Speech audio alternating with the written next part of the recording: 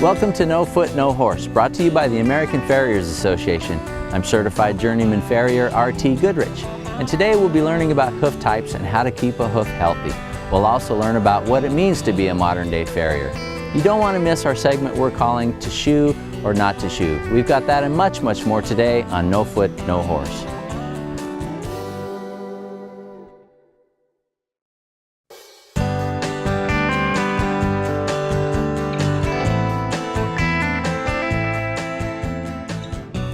Everyone knows that looks can be deceiving, and the same is true for your horse's feet. To talk to us about what to look for in a healthy foot is journeyman farrier Craig Turnka. Thanks for having me, RT. Welcome. Everything that we pick and choose on a horse today's world is done on round, supple lines. We pick a horse because of a nice round eye, a nice shoulder, nice round knees, and how everything interconnects. And the feet are no different. The feet are consistent in a horse owner's view of three parts that we see on a day-to-day basis. That's the hoof wall, the sole, and the frog. Basically, the hoof wall is connected to the coffin bone. The coffin bone has got a material called lamina. This connects the hoof wall to the coffin bone. Basically, on the hoof wall, if you come down 2 fingers from the hairline, you have what your true shape of your foot is. So now when we pick up the horse's foot, we have a material that is a contour gauge. We just go down slightly from the hoof wall, we push the contour gauge in, and that gives us our true shape of our hoof wall. Because if we have attachment, this is the true radius. Let me ask a question there, Craig. So the true shape is determined by the shape of that bone, is that what you're saying? Yes. So if it's round, the hoof wall's round. If it's pointed, the hoof wall's pointed? Yes, sir. The lamina attachment that goes in at this point dictates everything. We follow what the horse tells us to do. We don't set precedents, we follow precedents. Now when we pick up the horse's hoof, we look on the bottom of the horse's foot, and we have, this is the hoof wall right here. Basically, if we take our contour gauge and we put it on the hoof wall, we have the shape. This is what our white line, this material right in here, and this is the true shape of our hoof wall. Now basically, we have what has been dictated to us by the coffin bone for the front half. Now the back half, or the sole, we have the sole in here, and that is concave.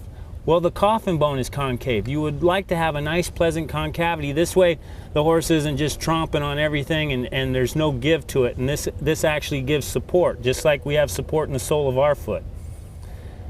The bars are actually the strongest structure in the horse's foot as far as helping the horse stay open, and they're actually a continuation of the hoof wall. Then we have the frog. The frog has what we call a central sulcus. The central sulcus, basically, if it's open and wide, that means that we have a proper operating foot, and if it's closed up and tight, that means we have contracted heels and heels that are tight. These are the heels of the horse's foot. The 2 strongest structures in the whole wide world are in a horse's foot. The front half of the foot has an arc. Arc is one of the strongest structures, and the back half has 2 pyramids. They have the point of the bar, the widest part of the foot, and the heel.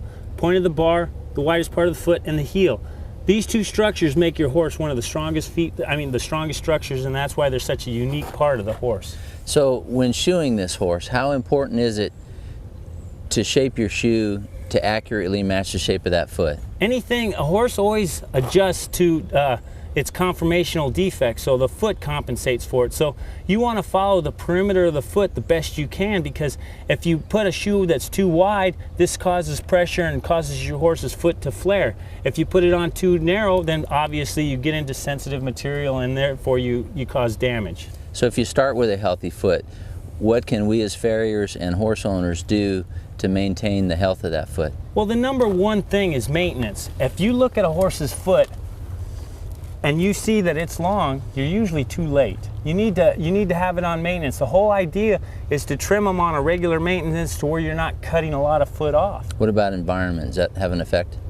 Environment, wet feet tend to grow a little bit faster. They tend to tighten up and control and protect themselves. In a real dry atmosphere, they tend to not grow as fast. Are there characteristics unique to the front foot?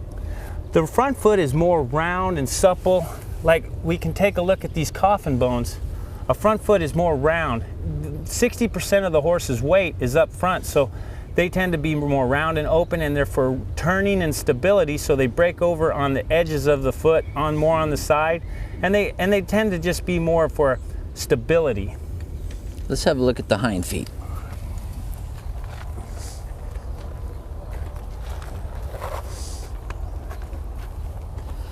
The hind foot